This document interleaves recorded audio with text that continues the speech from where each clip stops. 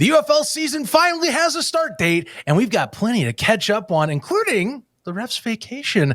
We got tons to go on. It's episode 90 of a long-awaited UFL podcast episode, and it starts right now. 1, 2, 3.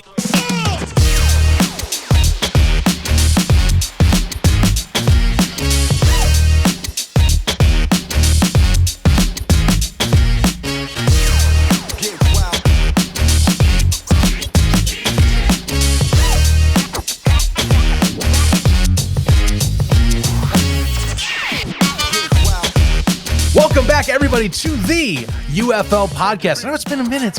It's been a good time. I checked my calendar, and it appears that's right, 105 days. Jesus Christ, we've been gone a little way. Summer vacation to the max.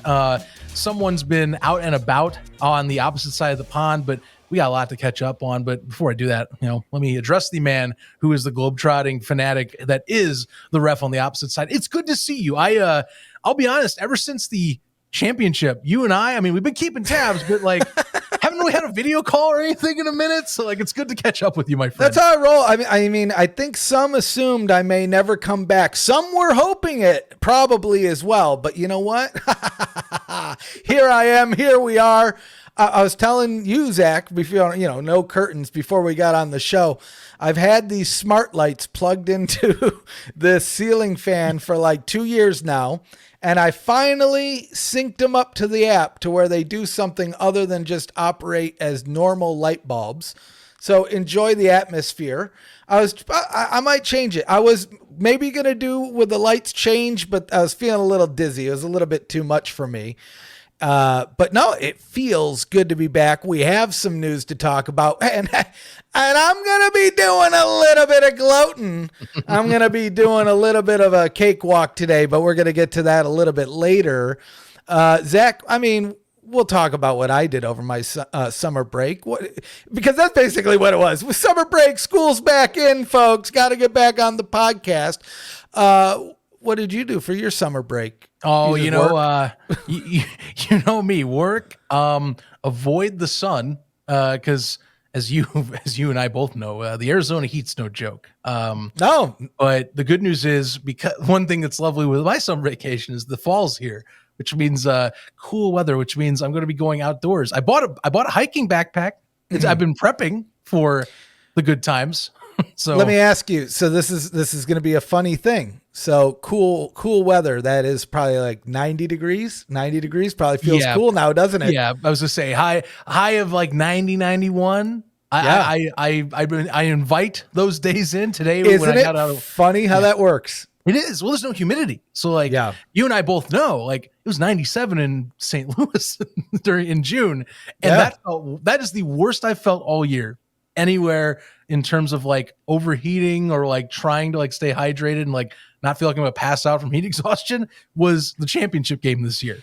And I lived in Phoenix. Hot. It was so hot. I got sick for 3 weeks. I don't know if you remember that. I was so sick. You were out of it. I was convinced that I had the new illness that we shall not be named. I was like, oh no, here we go. It's election year. What's going on, folks? What's going on? But you know what? It all turned out fine, I guess. It was probably just the first illness that we shall not name. But dude, yeah, I'll say it, I'll always admit when I'm wrong. Luke, I remember he was in the Discord and he said, bro, it's hot out here. And I said, guy, you just came from Texas. It ain't that hot. And then when we were there that afternoon, it was hot. Yeah, it was hot. I didn't like it. It was so hot. It was not fun.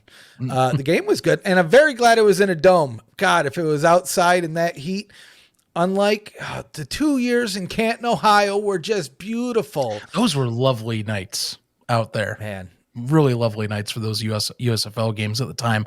And I think we have a little bit of a discussion today as well on the championship game. I know we're already thinking so far ahead, but before we do that, crazy. Let's think a little farther back in terms of the start, and let's plug some stuff. It's a podcast. We got to get back to the swing of things. We just got to get back into giving you some awesome opportunities. So first off, if you aren't following us along, or maybe you're new to this, maybe you saw the UFL season is returning next year in late March, and you're going, I didn't follow last year. It looks pretty cool.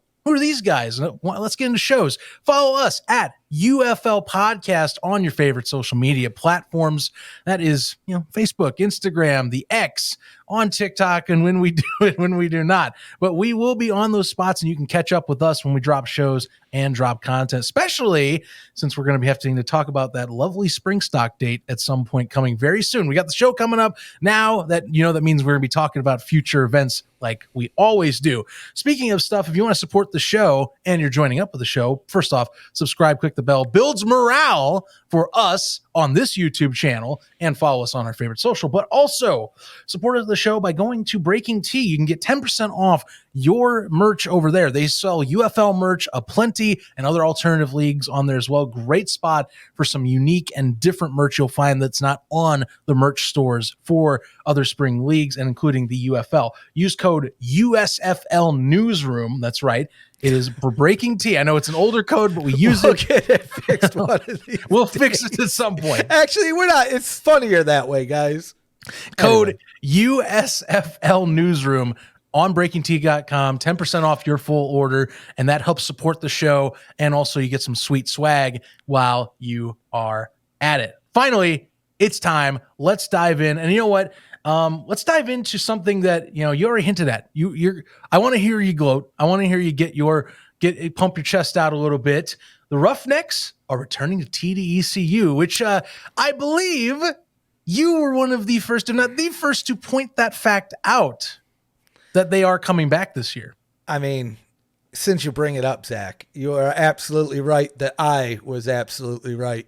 I mean, the real deal is this is amazing news. This is great news. It might be the best news of the week, if you ask me, because quite honestly, if there's one thing that bummed me out more than maybe the record of the Roughnecks that last year was the location. And nothing against Rice Stadium, but when you compare it to TDECU, I mean, it's really way miles apart. It's night and day. We have seat backs at TDECU. On the one thing I'll give it, the gripe I'll give it, it's nicer on the visitor side, but I sit on the visitor side for that exact reason. We get shade. Okay. So when it's, a million degrees out and hot and all that, at least you have shade. And I'll tell you, I never really noticed in Michigan growing up, but living in the South, living in Arizona, you learn shade matters. Yes. Shade matters more than you would ever know. And so it goes a long way. It also has a whole boxed in club area. So if it's raining, they have a whole bench table with seats. So it's almost like seating on the inside, not to mention private restrooms, not to mention your private merch room, not to mention a private bar and all that stuff where, I mean, if I've ever had to wait in line, it was maybe one or two people in front of me. For the same price, of course I'm going to pick TDECU. The campus is top notch. So tickets are already on sale, which I got to give a shout out to Hector. Hector is my man. I told you, my man, Brett Zaleski, our man, our dude, our homie, pour one out for him. He left. He found a different venture in the offseason. I was worried. I said, what am I going to do? That was our dude. That was how I was going to ensure that I have my VIP premier access to whatever I need, to my tickets in this. I got a direct line, and I didn't even have to reach out to anybody. My dude Hector, he reached out on email, which I'm not acting like he just reached out. He said, I got to go find the ref guy and reach out to him. No. This is how good he is. This dude's working hard. He's reaching out to everybody that was season ticket holders. And this is at least for the last year. If you were a season ticket holder in 2023, which I was, he just said, hey, do you want the same seats that you had at TDECU the prior year? I said, sign me up. And actually I said, you know what? I can't remember, because I knew, and this is why I'm glad he did this, because in 2023, going from 2020, they didn't have any of our seats saved. And so there was a mad rush of people trying to get seats, and I lost my seats. And honestly, I couldn't remember. I was like, I knew I couldn't get my seats last time, but I couldn't remember if they were good or bad. And he's like, oh no, these are your seats here. I said, oh, those are actually better than I remember them. Book it. Same card, book it. I didn't have to do anything. So the moment they went on sale, you know what I was doing? Working, not having to worry about like trying to get out of a meeting or on a meeting, be like, yeah, I'm paying attention. Well, I'm like, what's my credit card number? I got to get these seats fast, so I'm locked in, I'm ready to go. And I'm hoping, please, hey, UFL gods, UFL guys, one of you got to be listening. One of you's got to be listening. Here's what I need you to do. Maybe I'll reach out to my dude, Hector. He's there. He's listening. He's responding. Here's what I need. It doesn't necessarily have to be the first game of the weekend, which, hey, if he did it that way, that would be pretty fun. But if it's not, please let Houston have a home game that first week. And because I got to take you, Zachy boy, I got to take you and show you luxury. We're going to go, you're going to feel like a king. You're going to be drinking with your pinky in the air. We're going to be sitting there like, yes. I mean, I don't even know what else. We might have to get a horse and carriage to bring us to the game because we're going to be like royalty, which if you're in Houston and you haven't heard, the Roughnecks are back at TDECU, and you better be at this damn game this year. For real. Anyway, Zach, what are your thoughts? Yeah, look, it's a better venue. It's a nicer venue. It's newer. It's got everything. And I've never been to TDCU. You have told me so many times, and not just you. We've talked to other Houston fans. I remember being at Rice last year when we sat there for that opener and kind of were discussing, the changes. And clearly the contingent was, if we can get back there, people will be happy. And I think for the venue, I think also for just maybe even location wise, based on what I've understood, like I think that's going to help bring people in. And I think those numbers will get back towards the 10K plus mark that they used to be. Now that's location. That's not going to do everything. You still got to have a good team, which I'll be honest with you, something I haven't gotten to chat much, but we've talked in Discord. Will Lewis has done a lot of house cleaning, and there might be some changes coming in, or might be some new and improvements with that too. So fresh start there, fresh start again, going back to a venue that people know about. It's good. I am very thrilled, and I will be making my way down your way to see a game. You've been telling me for years about this venue, and I got to check it out. Like it looks gorgeous. Like it's modern. Well, and I haven't even been to it since they've added the renovations and done some of the changes that they were working on. So I can only imagine it's even nicer than it was before. Now I'll tell you this, with the TDECU announcement, which again, I must admit, I was the first person to put that out there that they were in talks to return. You know what? When you're right, you're right. I'm not going to dwell on that, but I will dwell on this. Things make so much more sense now. Of course, the Roughnecks would never go 12-0 at Rice Stadium. It would be a waste. It would be a waste. Oh, now, how I have been bracing for this. It was coming up. I gave you a softball with Will Lewis, but here we are. Please continue. Well, now with the change of venue, now with the homecoming, it all makes sense. We have Will Lewis. We have a restructure. We have so much time in between now and when we hoist up that beautiful United Football League trophy at the end of the year. Some would say, well, how are you going to beat the Stallions?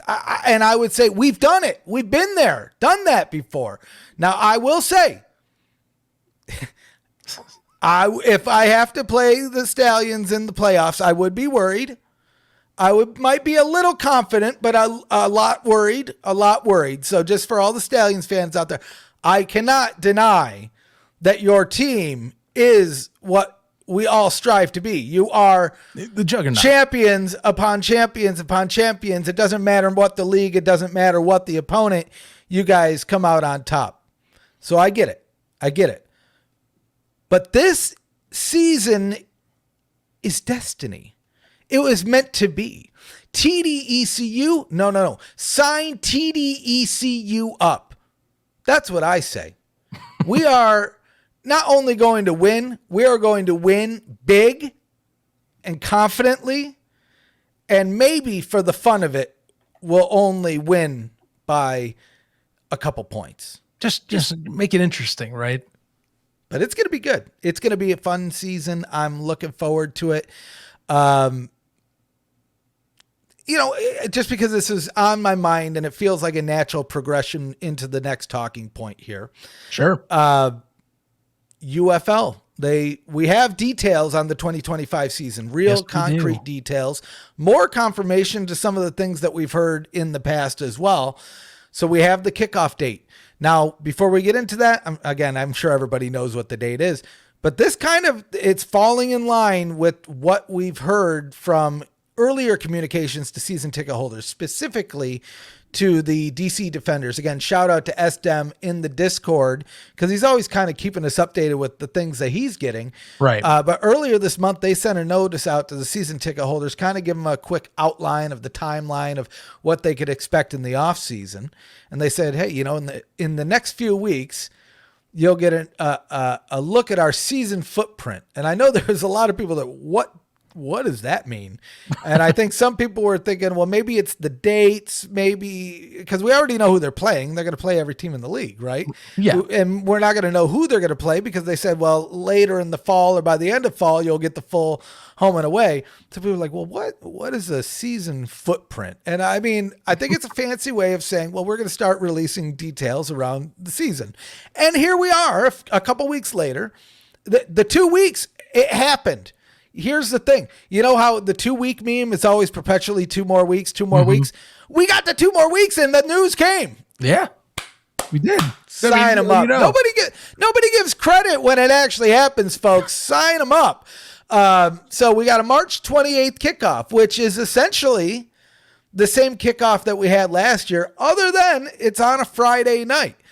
Couple takeaways. Friday, they're going, we had rumors, it was pretty much a confirmed rumor that the league was going to be playing on Friday nights. We didn't know to what extent, but they're going all in, if you will, all in. Oh, yeah. 10 games on the season.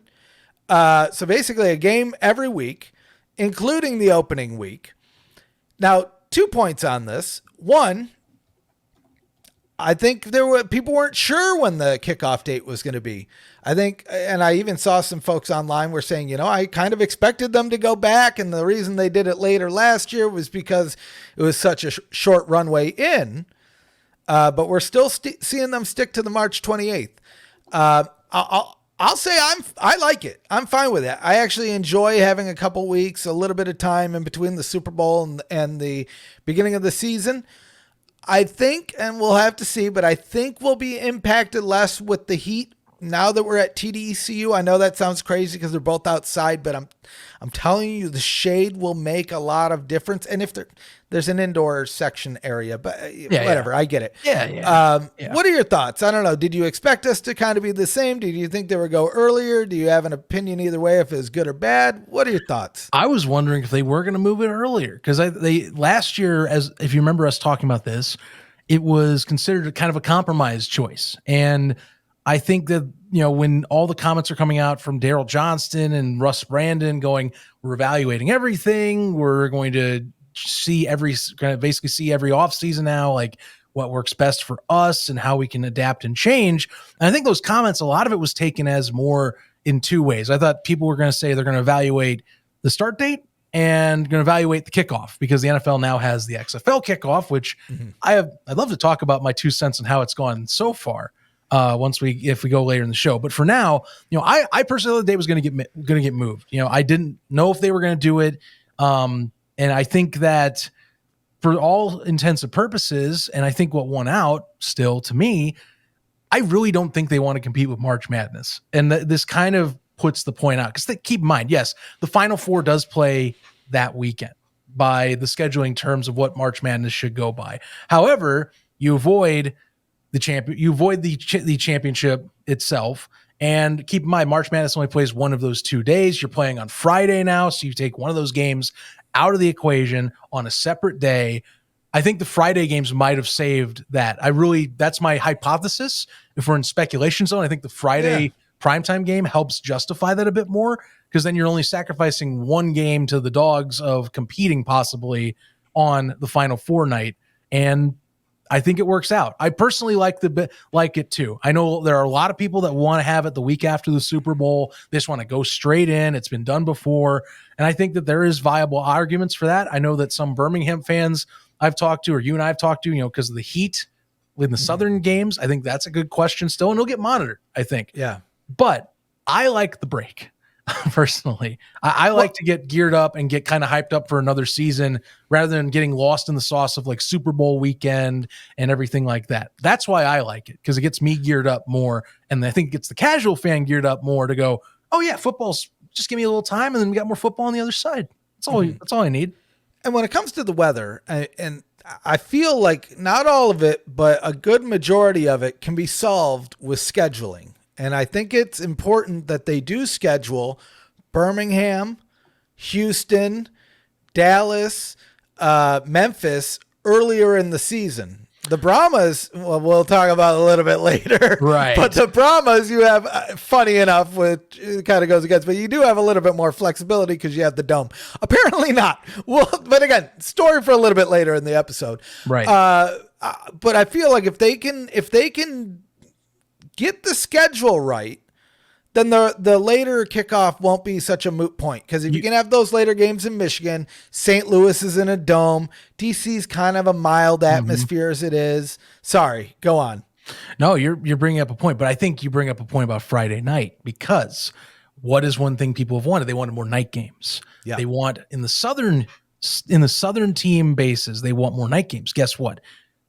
If I was a smart scheduler, and they're still working out the schedule, you can't tell me they're not going to focus on getting more of like the Birminghams or more of the, like, maybe not as much Memphis because of the situation with the arena, with the venue, but like say like the Birminghams, the Texas squads for night games that are outdoors, because it's going to feel good, especially Birmingham. Those Stallions fans are going to love it. They've been arguing for a while, and I think the proof is in the pudding that those people come out more when it's an evening game where it's cooler, and it's also the end of the week. You know, you can have some fun at Uptown at the end of the week too. You don't got to worry about, I know a lot of people argue about like church and other factors there too. Midday, it's hot in the summer and spring. I think that's part of the adjustment. It's just, hey, how do we alleviate the heat while also putting more in prime time so that we have maybe possibly a better chance to get people to watch? So I think there's a lot going on that makes it. And I think Friday solves a ton of problems and a lot of things that we're possibly going to need to be compromised, like the schedule. It does a lot. It's still a gamble. Friday on TV still is not the most popular day at all on TV. Actually, it's considered a dead period for a lot of shows. But for sports, I think it might be proving itself well, and I think it will this year. Well, it'll be interesting to see what. So they're by proxy taking over SmackDown spot, but they're really taking over the off season of the college spot. Mm-hmm. But in between that time, I'm curious to see whatever they put on that Friday night slot in between college football and the championship and the UFL. I'd be curious to see what numbers those get, because I'd bet you, Zach, I bet you that the UFL gets similar, if not exceedingly better numbers than whatever thing that they would either have to spend money on to put on the air, where you could argue, yeah, they're spending money on the UFL because they own it and they're putting money into it in that way, but they're not having to spend money as far as broadcast rights. It's right. That kind of evergreen content. To me, I think it's kind of a win-win, but I'll be curious to see what those numbers look like, because that'll be an early tell for me of, okay, no, this is a good idea. This makes sense for them, because otherwise you could see what they'd be getting anyway. And this is either better than that, double than that, triple than that, or even if it's the same, then, okay, it's not worse. You don't want it to be worse. If it's worse, then it's like, okay, maybe Friday night isn't the best time. I don't think Fox is too worried about it. I think their hope was to really start leaning into the streaming aspect of it. Unfortunately for them, the venue thing wasn't able to kick off in the way they wanted, which right. I'll be honest, I'm a little bit upset by. I get the argument, because I don't want to see things like Fubo go away. I didn't expect it to get kind of kiboshed right at the last minute. I was kind of excited. I was really excited to have one app for the UFL, so I don't have, because I'll credit where credit's due. That was the amazing thing about that 2023 XFL season, is if you had ESPN Plus, boom, you're set. You have every XFL game, you have the playoffs, you have the championship, the whole kit and caboodle, you're signed up. Where last year you basically had to get YouTube TV or Hulu TV or have cable, because if you had ESPN Plus, you're not getting the whole thing. And I don't watch enough TV. But sports will get you. So venue, I was the person that was made for. We could argue all day and night that the price point was not correct, but I'm not here. We didn't even get an opportunity.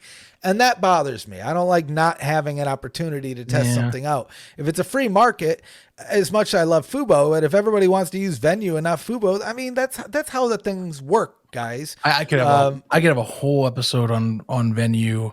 Cause I'll tell you real quick, love the concept. I think it needs to happen for the market and for the media setup we have today. I want something like that, but I think we're going to either see that get shaken up again, or we're going to definitely have it where someone else might pull out through there. Good news is though, and here's again, Friday Night Football. You know what that also solves to me? You're going to be, unless Fox does use FS1, there's been no indication they will. I mean, keep in mind, they sparingly used FS1 last year. To me, this is another hype, again, speculative portion. I think it removes FS1 out of the picture entirely, because you then which would be nice. Yeah. You don't have to overstuff on a Saturday or a Sunday, and yes, Fox is getting IndyCar next year. So that's something that is worrisome, but because they moved it to Friday for one of their primetime games every week, you have a little more playing room to run with if you want on that weekend schedule. So to me, I think really if you just buy ESPN Plus, you're spending $8 a month to get everything. So that's good. But yeah, I think fascinating overall, just really the start date, the fact they didn't change it. And it's amazing they didn't. But I think the Friday night games really did help save that a lot. Opens up a lot of possibilities. USFL and XFL after dark games, like the late night games, some of those were the most fun. It always turned out. There was one game of those USFL ones that was so, I think of the Breakers were in it, but I'm not trying to be a hater, I swear. But I'm pretty sure it was the Breakers, where I think it was the Generals and the Breakers, if I remember correctly, where it was so, like, no scoring. It was so boring of a game, but then like the fourth quarter was maybe the most exciting quarter of football I have ever seen. I have to go back. I'm collecting and getting all of the games in order, because I think I have all of them now. I think I have all of the games from all of the XFL seasons and the USFL seasons. I'm going to use my platform for good here, guys. Does anybody have the Spring League games? They do not exist. You cannot find them. There were people that had them on YouTube. They're not there anymore. Oh, they got scrubbed. No. There is nothing. There's nobody hosting them streaming wise. Does anybody have the Spring League? Because if anything, the Mega Bowl. I know somebody out there has to have the Mega Bowl. Please reach out. I was at the Mega Bowl, so I'd really like to have it. That's a shame, man. I mean, that's football. I mean, it's not like crazy. It's football history in terms of this. Like, you don't have this whole UFL without at least get the lost media people coming back. This is lost media. This is lost media. Someone's got to have it somewhere. I mean, you can't tell me. Yeah. You know who probably has it? Seth Lessons. I bet he's got it on his TiVo. I might go on Threads. They say jump on Threads and hit him up. I'm on Threads and hit him. You know what? I'm gonna. And I'll keep you guys posted. You should. Because I want those Spring League games. While the ref is looking that up, let's jump into something else that has been discussed with this. Two items that are kind of schedule based around and that have been kind of hinted at. Right now, apparently word on the street is that DC is an early contender to host this year's championship game. Fascinating. Yeah. Now, context-wise, let's remember last year's championship, St. Louis. I think we all have discussed at one point or another that I think the league, without saying it directly, might have been leaning into the Battlehawks maybe making the championship. And, credit, they still sold a decent amount of numbers. Actually, pretty similar numbers to what a sold-out DC venue max is. Now, thinking about this, what if, hypothesis, this is a choice because it's a 20K seat stadium, and if you fill that bad boy up, it looks fantastic on television, and it's a market that still is pretty ravenous for spring football. Well, I'm going to tell you this, dude. It doesn't matter where the championship game is going to be, 20,000, 30,000, 15,000, whatever the stadium is, you're going to have that many cars with swangers on their way from Houston to go to that game because 12-0, baby, 12-0. Now, I'll be honest, I kind of like DC as a choice. Bucking the trend a little bit because with the XFL, at least, both the championships, the 2020, unfortunately, we never got our championship in Houston. You can bring it back, guys. You can do it. I can tell you. Just gotta win it yourself. That's all it is. Yeah, that's what it is. We got to win it and then say, hey, come and get it. Come and get it. Right. So anyway, so they're not in the dome this year. We did early speculation zone. I think either on the last episode, maybe it was ATU. It was one of these things where I was saying, I wonder if it's going to be Ford Field. And no, it doesn't. Well, we don't know if it will or won't be. But DC's up for the early contender. Now, here's my initial feedback. They have a fun audience as it stands. Right. And so if you can get a core of that rowdy DC audience to build a beer snake and maybe not throw lemons, but wear lemon gear and, just have, be loud and rowdy and then fill that up with the remaining people that are traveling to the championship. Like I know I will, you will, and all sorts of people that are fans of their teams. Like I said, a whole bunch of people with swangers because the Houston Roughnecks are going 12-0 this year. Then you kind of have an atmosphere for a good time. The worry is just the weather. You just have to hope it doesn't rain. Now, I don't know much about DC. Yeah. I mean, if you're opening up that's the only thing. I'm going to have to look up the rain totals or average rainfall really quick. But, that would be the only thing. You do lose the comfort of a dome in this sense. And, if we're comparing at least last two last two championships that are on XFL-esque teams, because that seems to be the pattern we're following right now. You've got San Antonio in the dome, then you got St. Louis in the dome. DC is a fun, rowdy bunch too. So I like the choice for the pick. If it is the case, they are going this way. It still is a good fan base to roll with. This is a team that still near sells the entire stadium every week. Doesn't matter how good they are or not. But yeah, weather, and it's funny because I feel like the spring football scene, you get like people way more critical about like certain elements of football because it might mess up the growth of the game. So like, for example, I remember in the USFL, like the 2 years the two seasons we were covering, and like any of the games are rain delayed, it'd be like, oh, this is a mess. This is why we can't play outside. And it's like, well, I mean, it's spring and / summer in Alabama. It kind of gets crazy out there from what I've told. DC, maybe not as much. But, I'm going to say this when it comes to weather and football, bring it on. I mean, maybe I'm old, Zach. And you know what? I prefer outdoor football over indoor personally. Like, I'll take it anytime. To me, I wish we had the opportunity to have more snow games. I want a snow game. Now that's not, I mean, it's really not going to be probable, at least with the schedule that we have.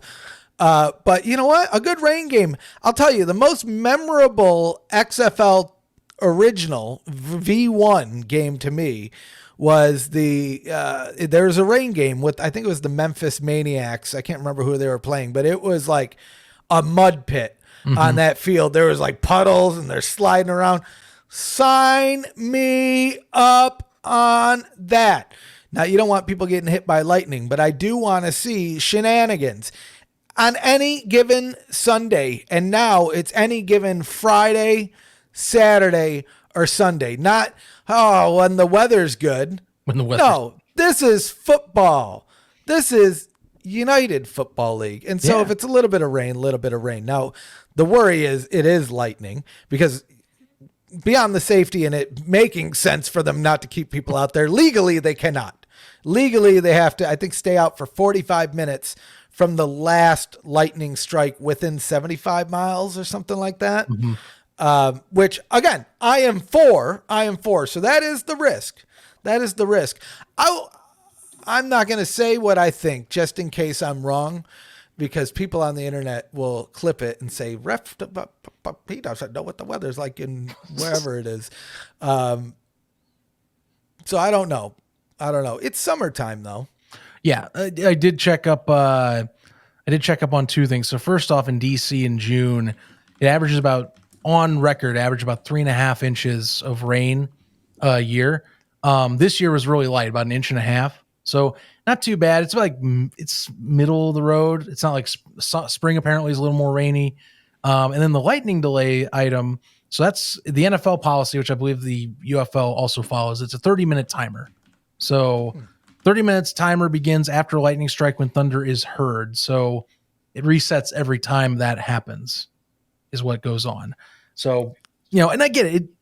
That's a delay. It's springtime. So like we are running into more storms at that time, but I don't know. You got to live with it is how it goes. And keep in mind the markets that we're in, and not everywhere has a dome that's just readily available. That's a nice NFL quality one too. I think the market, if it is DC, is great. Some people might argue St. Louis still, but it's not fully set in stone. It's just the word on the streets that we're hearing is that DC is very likely in play to be this. So I asked our new AI overlords the situation. I said, what is the weather in DC in June in regards to thunderstorms? Yeah.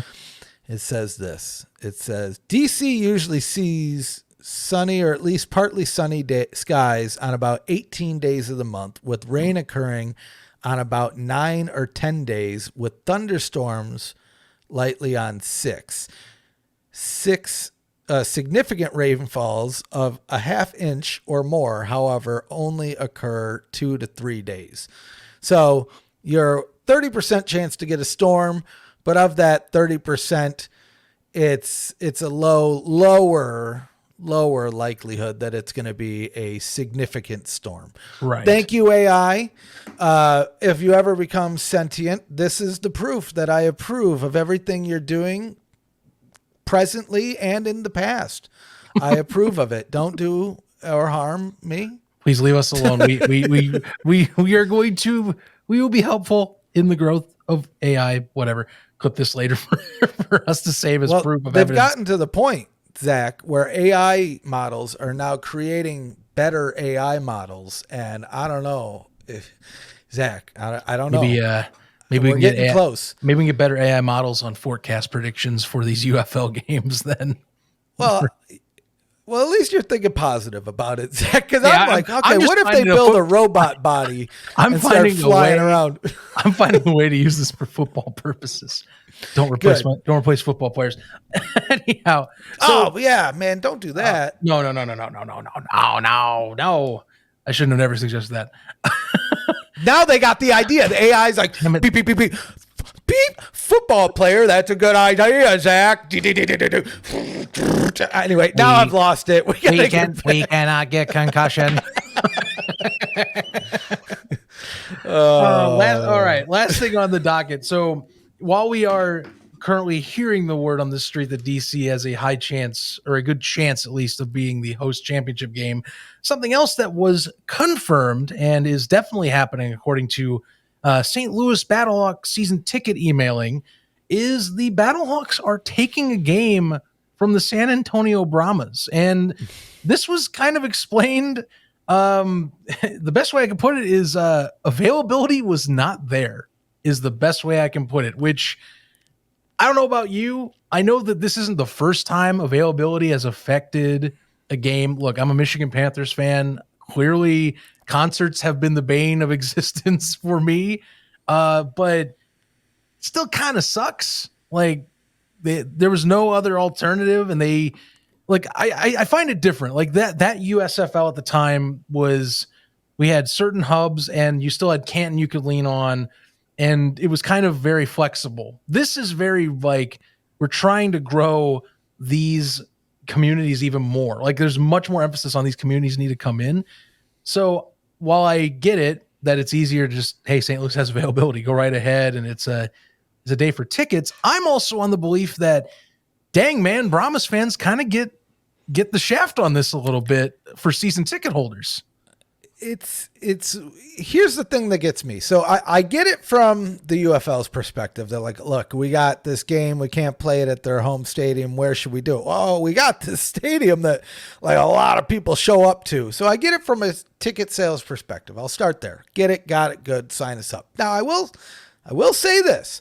From a logistics perspective, the team plays in Texas. Mm-hmm. There's 3 teams that play in Texas.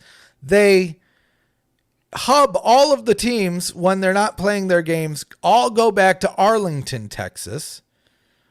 Why wouldn't they play the game either in Arlington or just a quick bus drive down to Houston?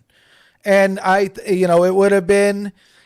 wouldn't have been great, but you could even say, hey, season ticket holders, here's what we're going to do. We're only going to charge you for 4 tickets for San Antonio.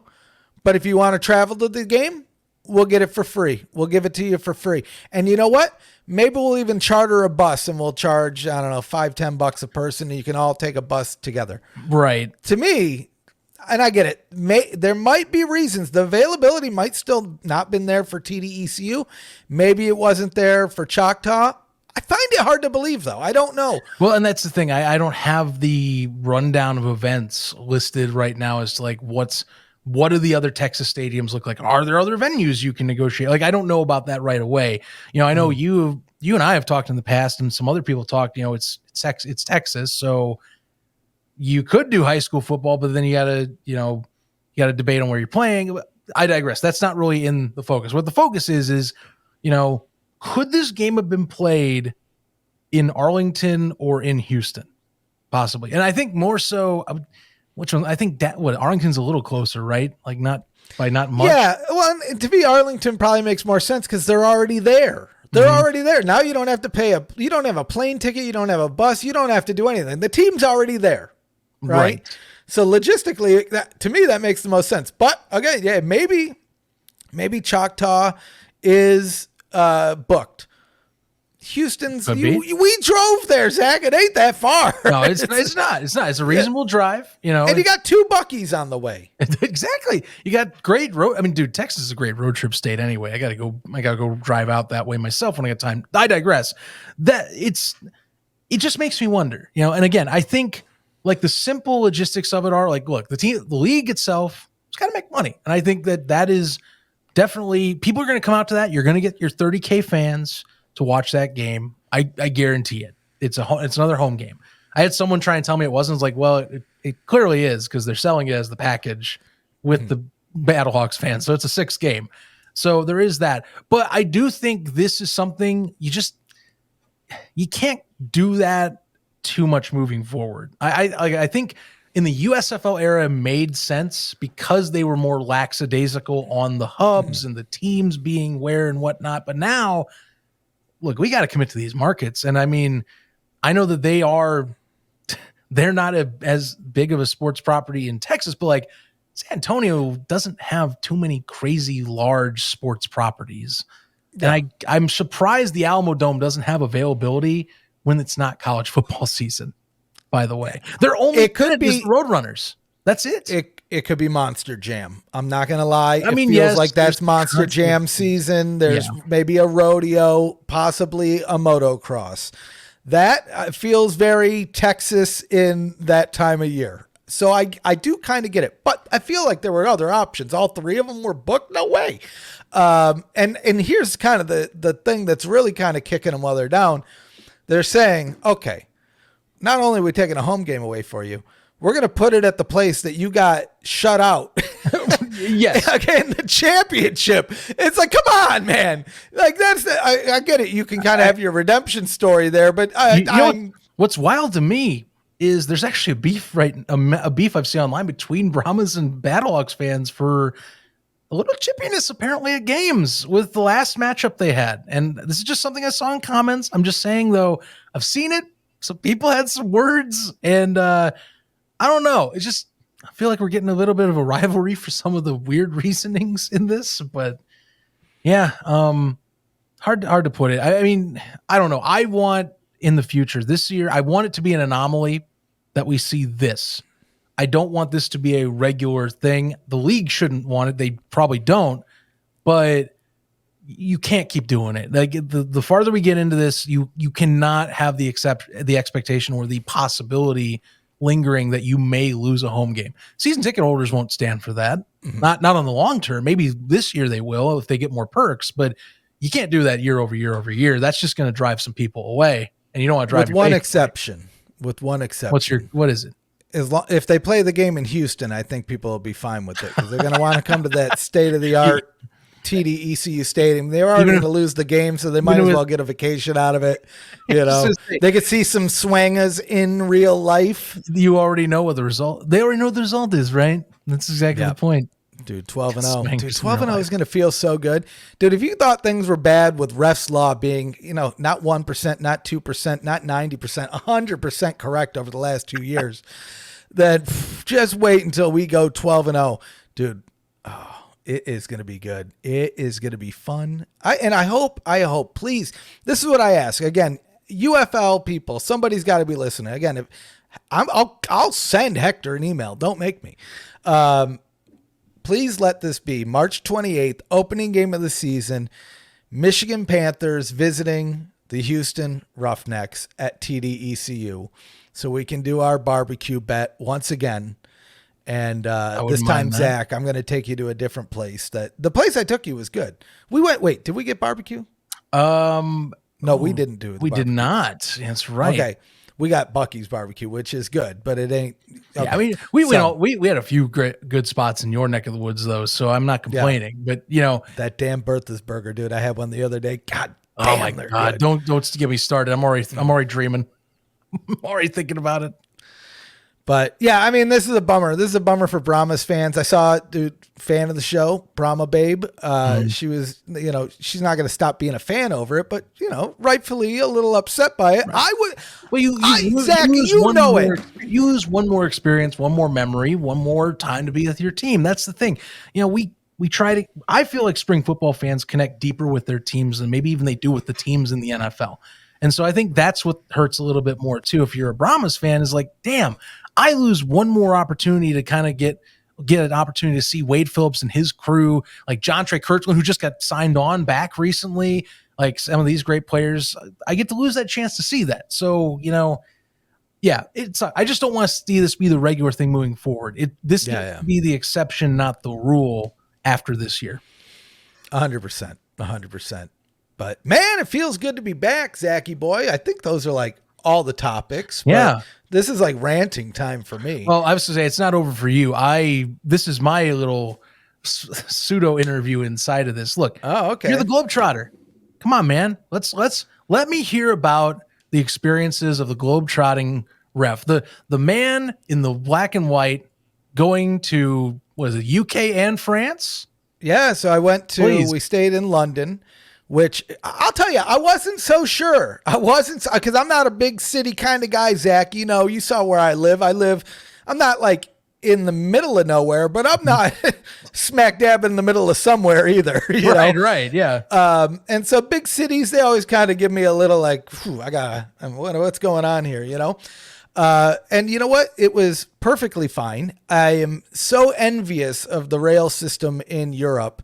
I love history, and the one thing about Texas is there's some history here, but it's kind of spread out because there's less a lot of land. I mean, it takes 12 hours to get from one side to the other, but it's like, okay, it's the oldest standing wood log cabin in the state. That's cool once. Yeah. You know what I mean? Yeah. But looking at something like anything out there, even Big Ben, the Tower of London, even going to the museums, that to me, I'm a museum guy. I am a antiquities guy. I like statues and things like that.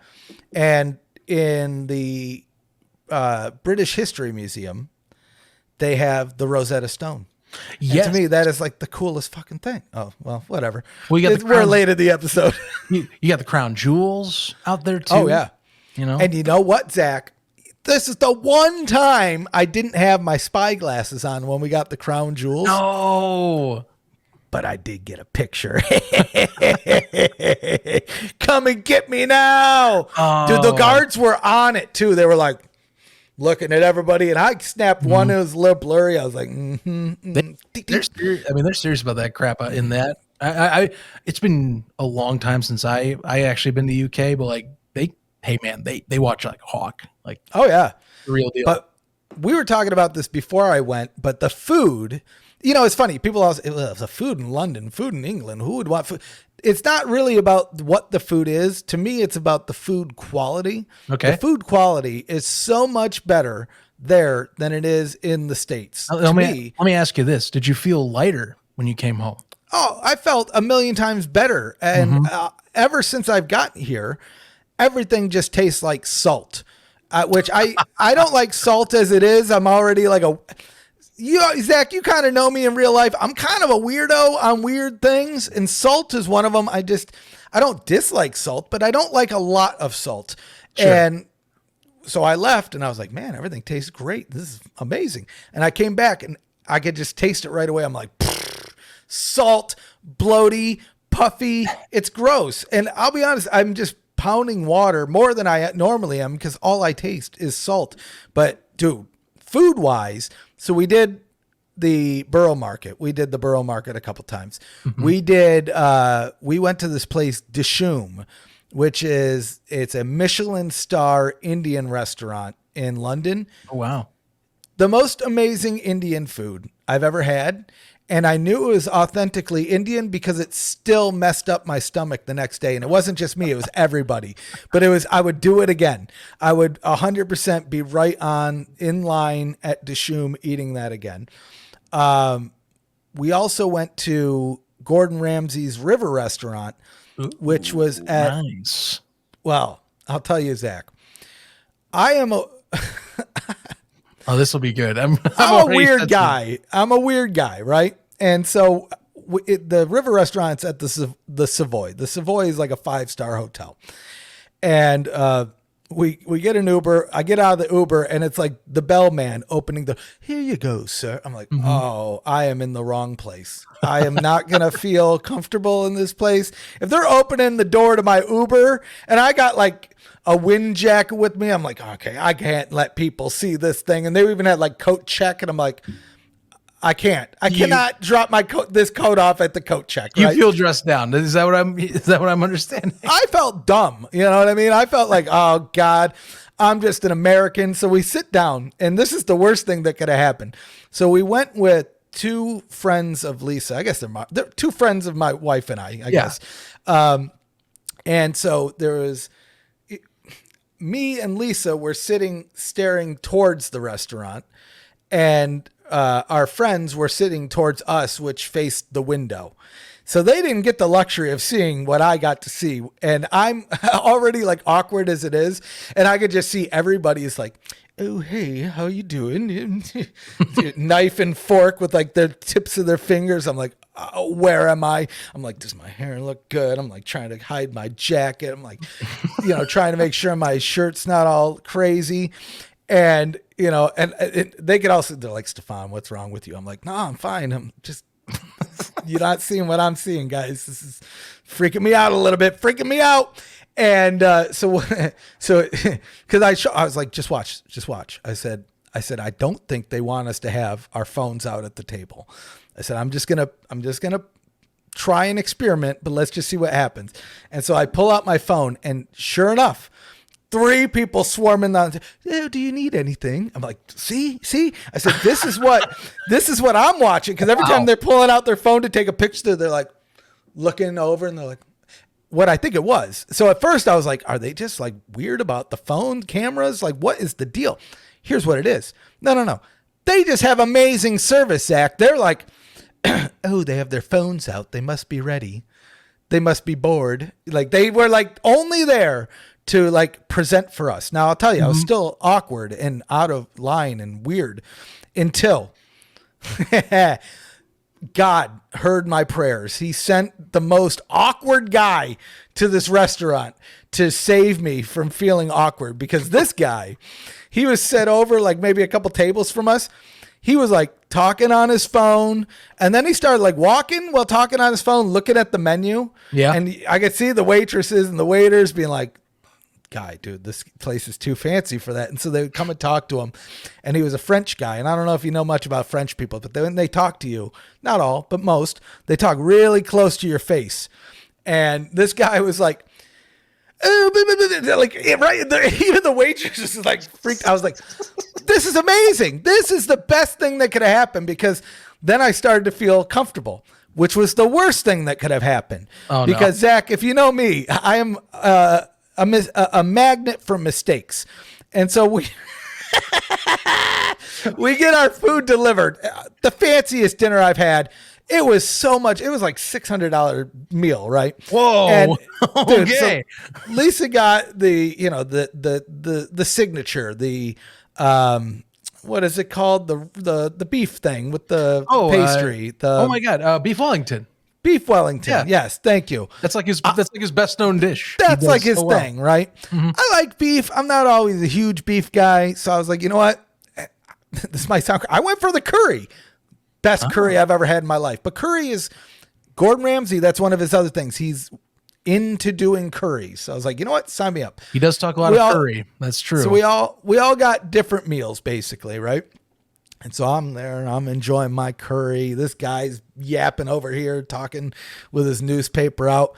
And I don't know, I put down my fork and I go to grab like my drink, and it was like something out of a movie where like the fork does like the full flip in the air. I'm like, and I try to grab it and it lands like right on my shirt. And so now I have this big like orange stain on my shirt in this 5-star, like, oh God. So then I was back to being like a little bit awkward, but then the guy started acting again. He got the back of the waitress's face. I was like, you're right. Who cares? I just spilled a little thing. You can't be mad at me for that. At least I'm not crazy like this guy over here. But I will say it was expensive. But we also, so here's the thing. We all had 4 entrees. We got appetizers. We got drinks. So I would do it again, but probably not like to the extent. Paris, and I'll be honest, I can only be honest. I've been to Paris before, and it seems that Paris isn't a dump, but it doesn't get cleaner. It doesn't get cleaner every time I go. I'll just say that much. The people are friendly as you would expect. That's a great start. My wife loved Paris. I like Paris. I'll say that much. I'm good. I'm glad you enjoyed yourself. I'm glad you also still enjoyed your. Sorry, the Louvre is great. Which here's the thing with the Louvre, right? So everybody goes to the Louvre, and you know what they talk about? Oh, the Mona Lisa. The Mona Lisa's at the Louvre. Oh, we gotta go see the Mona Lisa. No, I mean the Mona Lisa is great, but have you ever been to there? I luckily did get to go to Paris in that same trip. So I have seen it in person. You know, Louvre, it's small though. It is surprisingly small, actually. The star of the show, though, Zach, and I don't know if you remember, all you got to do, if you're looking at the Mona Lisa, all you got to do is turn a complete 180 and look at the wall, and there's like a huge painting or a tapestry, maybe. Oh, now I'm not even doing it justice. It is the most remarkable thing that's in that damn building, other than like the antiquity statues, things like that. Oh, right. So, yeah, I mean, we did the Louvre. The food, this is the thing with Paris. So, you know, I was talking about, everybody says, oh, the food in London is so disgusting. Food in Paris, everybody talks about how great it is. It is 50-50. And yeah, you know, the closer you are to the monuments, the grosser it's going to be. It ain't that great. I'm just going to be honest with you. Yeah. It's okay. It's fine. Well, I mean, it's okay at best. You should croissant and a little. We got the croissant. A little espresso. You know. I got the espresso. What else did I get? I got an omelette. You know, I did all of those things, and they were fine. I did get French onion soup at a place, and it was disgusting. They should be kicked out of France for thinking that what they're serving is French onion soup. I should have known there was a problem when our waiter fleeced one of our friends into ordering a drink because she was like, I don't know what to get. He's like, oh, get this. This is what you want. And he came back and had like fireworks coming out of it. And that's the instant I knew. I was like, we're at a horrible restaurant.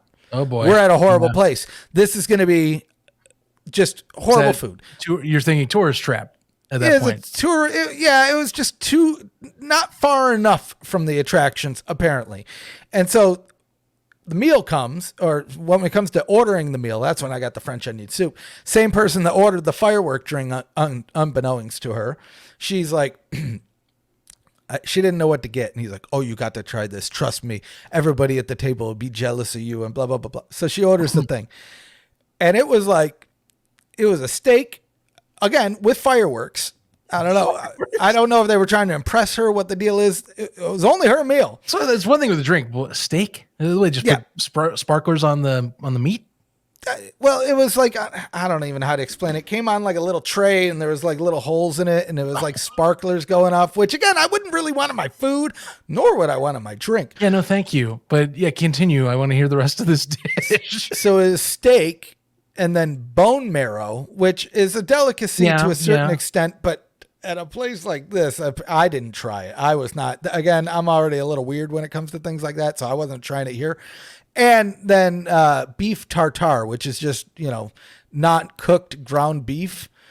I'm like, nobody is jealous of that. No, nobody's here. And I didn't try any of it because I already knew what my food tasted like. And I mean, Lisa got a margarita pizza. Oh, that was the other thing. She got a margarita pizza and it was cheese and it had 4 olives on it. And I'm like, what? Wait a minute. Is that a margarita pizza? Is that what was supposed to be going on here? And it tasted like, I would rather have Chuck E. Cheese pizza. So, I mean, knowing that much, I'm like, I think I'm good. No basil, no tomato. No, I mean, on the top. What the hell? 4 olives. I'm like, okay. Oh, that's terrible. Right. That's terrible, man. So I love the food in London, though. Paris, take it, leave it, whatever you want. But dude, I'll tell you that flipping Sunday roast, man. If I could get a Sunday roast every day of the week, which if you guys don't know, it's basically a beef Thanksgiving dinner. It's beef, like almost like a prime rib, I would say, gravy, a Yorkshire pudding, which is not a liquid, it's a bread. The Brits are crazy like that, guys. Comes with potatoes, maple carrots, bubble and squeak, which I think is like cabbage and cheese or something like that. Oh my God, sign me up. Dude, everything was good in London. Everything was horrible in Paris. Okay, let me ask then, if we're going back to the London food. So obviously you make your way to a pub. Yes? A lot. Yeah, I mean, you got to go to one. It's kind of hard to miss. I haven't had a drink since I came back from London, if that tells you something. Good point. This isn't drink related. I just am saying, because a lot of the best pubs, they do a fantastic English breakfast. Please tell me you had a traditional one. I did, but it wasn't. I should have went somewhere else. So it wasn't a good one, but it had the stuff you wanted. It was an okay one, but it was at the hotel. Now, credit where credit's due. The hotel didn't do. It wasn't like, I don't know. It wasn't like a Motel 6 breakfast. It was a little bit more done up, but it was still kind of like buffet style, if that makes sense. It was fine, but yes, I should have gone somewhere different. Now, fish and chips, sign me up. Pies of all sorts. And if you guys don't know, again, when I'm talking about pies in the UK, it's usually stuffed with meat or cheese or not fruit, basically. So if you think I'm talking about good old American pie, I ain't. I'm talking about, dude, cheese and onion pie, pasties, the good old beef ones. Empanadas, dude. Again, Borough Market. God. I could go on all day about Borough Market because I figured we'd be in a good location. But again, I've never been to London, right? So our hotel was across the street from an underground station. So there's subway, and that subway got us most of the places we needed to go. And if it didn't, it was just usually like 1 stop or 2 stops over, and that line would get us anywhere we need to go. It was amazing. And so like Borough Market, it was 2 train stops from our hotel.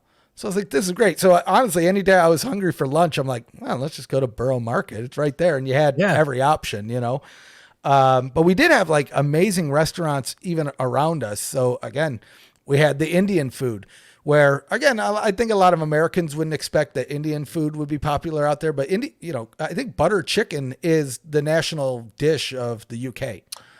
It's it was made in the UK.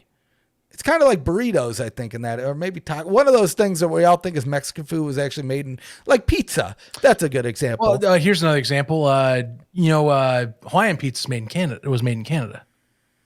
That's what you're talking. Something like that. Yeah. Well, the Italians, they'll kill you, I hear, if you order pineapple on a pizza. Yeah. And honestly, I thought the whole meme about like pineapples don't belong on pizza was a joke, because I actually don't mind a good pineapple on my slice. Ditto. But then I heard about the Italians. I'm like, you know what? Okay, maybe the meme is real. Maybe there is actually something to the argument.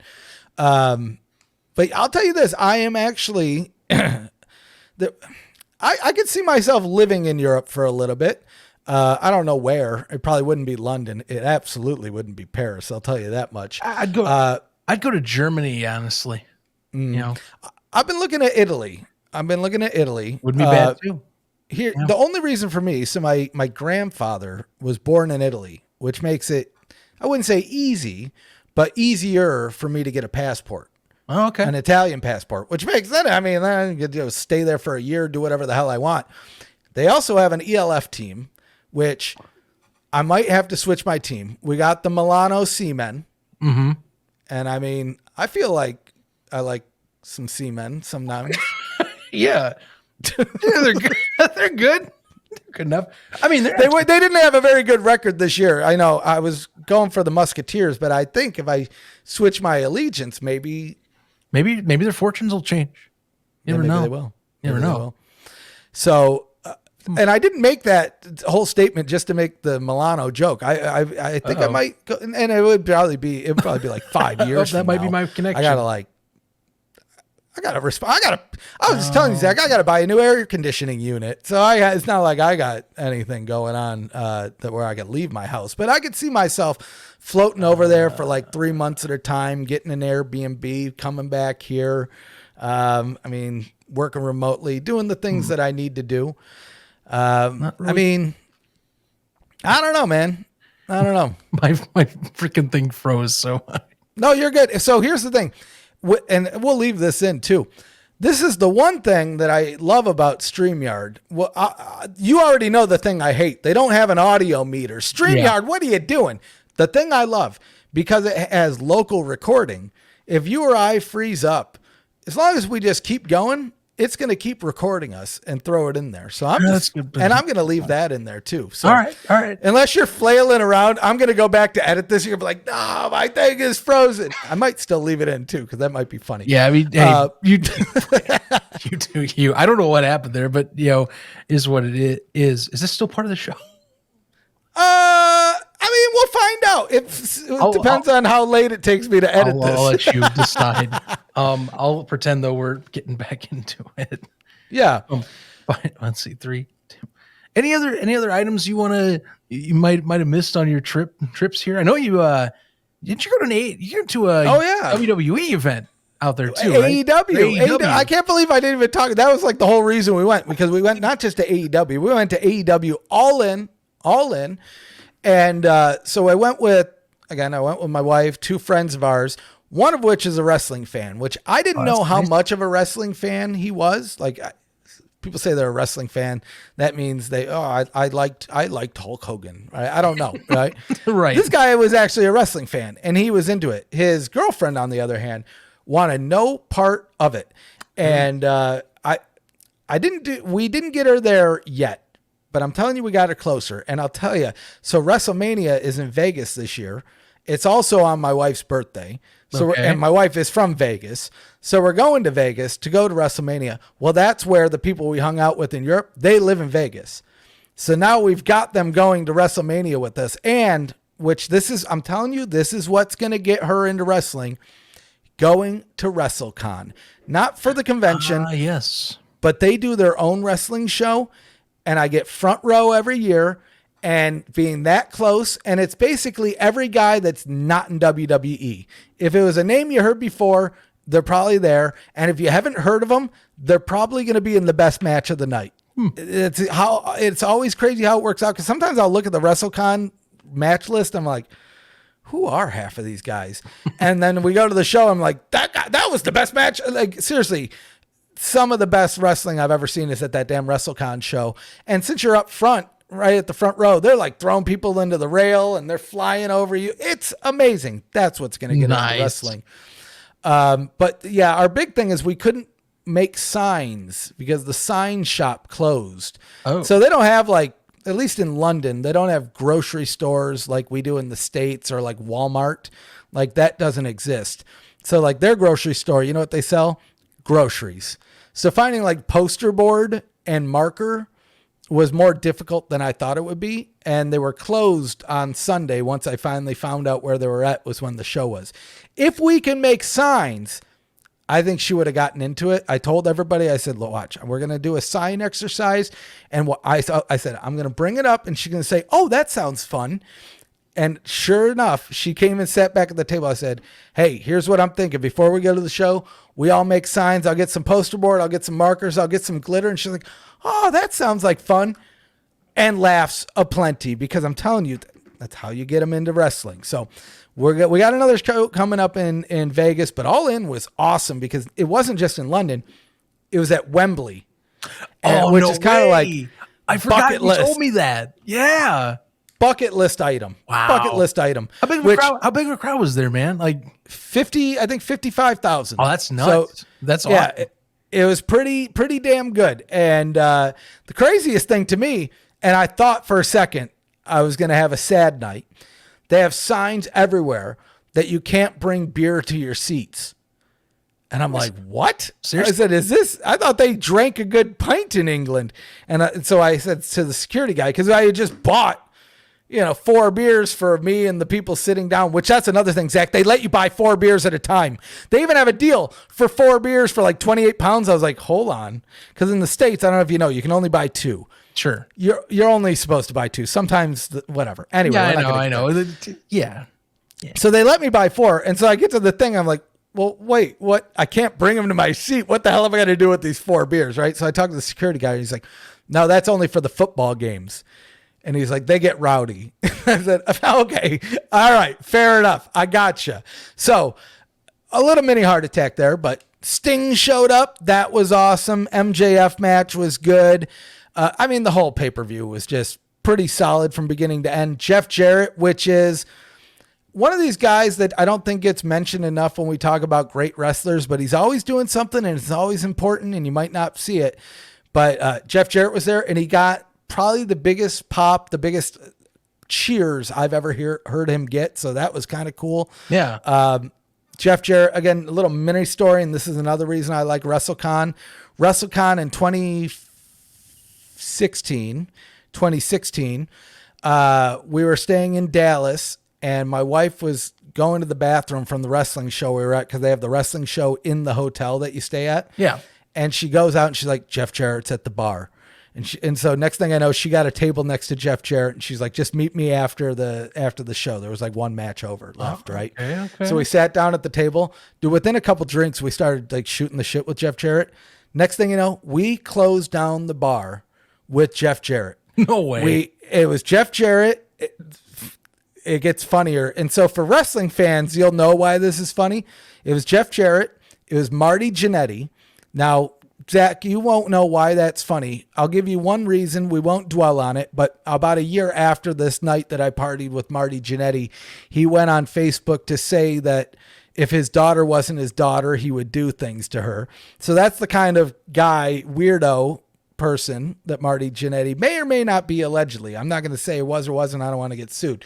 But we had like Kevin Nash was there for a quick, like all of these names in wrestling were just stopping by because it was Jeff Jarrett's table. Jeff Jarrett's wife was telling him because he was like eating our chicken wings and our snacks. And she's like, stop, that's their plate. I said, no, that's Jeff Jarrett. He can eat whatever the hell he wants. Now I will say, and I don't know if this is a coincidence, he no longer drinks. My wife no longer drinks. And outside of that trip from London, I'm basically stopped drinking. So I don't want to say it was that trip because I have drank a little bit since then. But anyway, Jeff Jarrett's a riot to party with. At least he was back then. But he got the pop of his lifetime in London. But I'm ready to go back to Europe. I want to check out. I think what I would like to do next is do like Italy Spain and Portugal maybe, or do like Germany, Switzerland, Italy, like do like a little roundabout, because again, with that rail system and the bullet train, Yes. it took me 2 hours to get from London to Paris. It's impressive, man. I really hope that, I know there's projects in the US that are trying to get off the ground. I hope it keeps going. From Houston to Dallas, which I mean, as a UFL fan, think of how great that would be, is if we can get on and 90 minutes later be in Dallas. A man can dream. Sign me up. Man can dream. Please. But they've been talking about that since I moved here, and it's been 7 years and they haven't done anything. So hopefully one day. We can only hope is all I can tell you. Anyway. So that's a lot. I think that I think that's about going to do it. Thanks for letting me know about the trip. I honestly, full disclosure, folks, that's the first time I've gotten to ask about it. So getting everything is great. And honestly, my advice, I think both of us will say, is if you have any chance to travel, take it. Like, explore the world a little bit. It's amazing what you can find outside. Not even go cross into a new country. Just even in your backyard. Our country is amazing. Tons of places to go to. So, go travel a little bit, explore the world. Really, you don't know what you're gonna find. This is what I love about us doing this show, because I may have gone to Birmingham, Alabama, but it was never on like my list of places to go. Now I'm telling my wife, like, we gotta go back, because she's into the whole foodie scene. They talk about places with amazing food. Birmingham, Alabama, to me, it's the greatest small big city in America. And it's like a big city that's not big, if that makes sense. Mm-hmm. The fact that I parked across the street from the stadium for free is insane on game day. It is a wonderful city. And no matter if we can go for spring stock or not, I am dedicating a trip back this year. Absolutely. Because I missed out last year and I was really disappointed I didn't get to see some of my friends from down there. I have to go. So it's happening one way or another. Yeah. But like you said, Zach, you should travel, do whatever you can. And even if it's the same state, there's got to be something you haven't seen before. Oh, absolutely. And that's why I like about moving. Like, you kind of get to explore now. You've been there, what? Almost 2 years? Year and a half plus. I'll tell you a good story. Just went 2 weeks ago and I traveled 4 hours up to the Petrified Forest. Yeah. Isn't it cool? It's incredible. And the thing is, for Arizona, the drive is part of the fun. Going through the mountains is just, you can't describe without doing it. It is wonderful little excursion to go. I will say my lung capacity needs to improve, because that's roughly the same height above sea level as Denver. And now I know exactly how that feels. So, I tried to hike like a quarter mile one way and then realized, oh crap, this feels like I've already worked out. Yeah. Was not good. For sure. But what I would say, because you're probably pretty close to South Mountain. Actually, I don't know how close you are. I'm not that far from South Mountain. If we're talking the valley, it's not that far. Yeah. South Mountain to me was always like my, I want to do an easier hike mountain. South Mountain is great. And if you haven't done it, it's even worth driving up to the top at night or as the sun sets. Like if you find, hey, you find a little chickie you want to do something with, take her up to the top of the mountain. Because what's really cool is you watch the sunset and then you see all of the street lights from the whole city come on at the same time. Yeah. It's pretty flipping cool. It's pretty gnarly. But even the hike, they have what I would say is more lenient hikes. Now, if you really want to torture yourself, go do the Camelback Mountain, because it's hell. It's not that bad, but it ain't great. It's not South Mountain. I got that backpack. I am all freaking set. And I'll be honest, so am I all set for what is to come for the rest of this off season. Because, shoot, man, we're just getting started on signings. There's tons more to go. I'll be crying out loud. Waiting on official word from Ford Field, even though I think I'm expecting it back. But, they technically are still negotiating if I'm talking my own fandom. So right. There's a lot of other stuff. Coaching opportunities. Like, we haven't heard anything from Memphis. which that's supposed Could to be soon. According to our own guy, James Larson, should be sooner rather than later. It sounds like now. It could be as early as today, the day that this episode drops. Oh, now, that would be a shame. I'll be sad. I don't think they would drop it on a Friday. Please don't drop it on a Friday. Emergency pod incoming. But yeah, it could be. I mean, we could be here next week talking on this show, talking about the new head coach of the Memphis Showboats, which I hope so. I actually hope so. I think that now that they dropped this news about kickoff, even if it's not major news every week or every other week, I think it would be smart to start dropping little pieces that you're going to have to drop anyway. And this is what I said, I think on our last episode, I expected things to dry up news-wise other than signings, either going to the NFL or getting recruited back to the UFL or whatever it might be.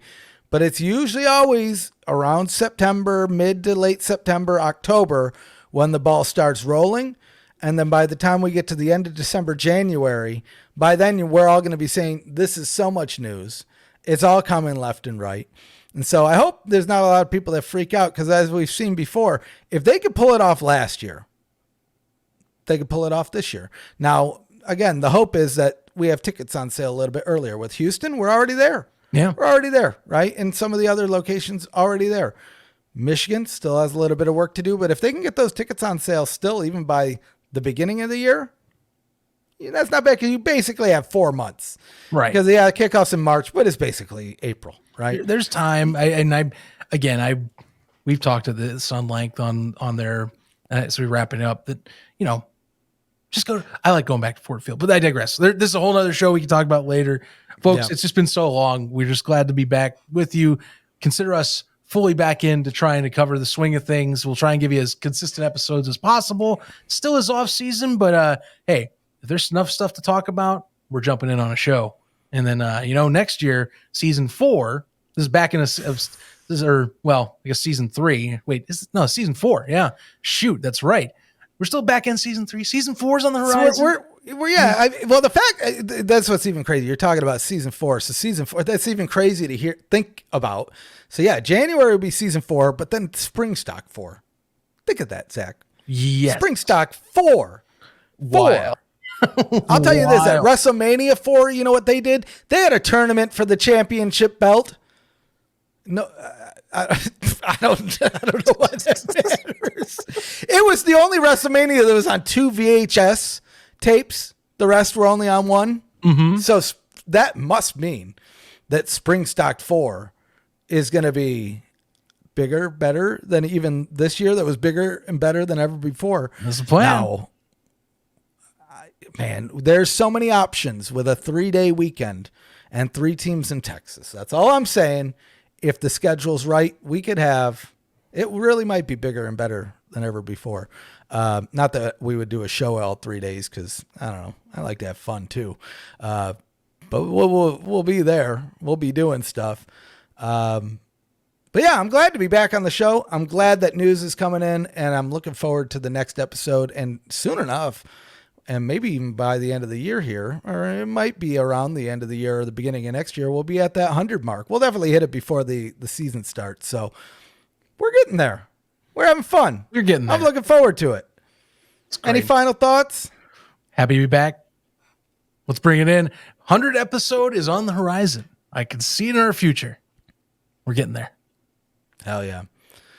All right. Well, you want to sign us out? Tell us where people can find us, do all that fun stuff. Oh, yes. Guys, remember, if you want to follow us along at UFL Podcast on your favorite social media platforms that of your choice, Facebook, Instagram, Twitter, X, whatever you want to call it these days, TikTok, when we're on it, know the drill. And again, support the show. Breaking Tea, 10% off your own purchase using USFL Newsroom as the code at checkout to help us. And help us have an even better year than we did last year. Keep going up, keep growing the show, keep growing the audience, and keep growing the UFL. This is Zach Kyleman here. He's the ref on the other side saying so long. That the other side saying so long. Have a good one, everybody.